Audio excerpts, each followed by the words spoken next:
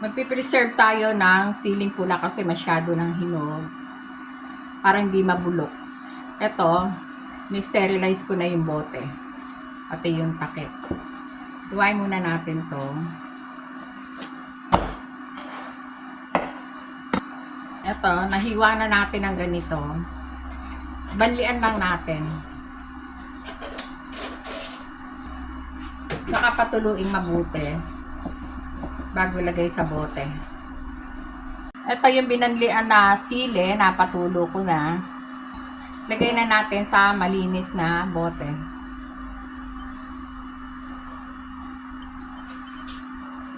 Lagyan natin ng asin. Medyo maraming asin. Kasi parang ibuburo natin. Ito, lagyan natin tubig. Mineral to yung tubig. Pupunuin lang natin. Ayan. Ito na. Ilagay na natin sa ref.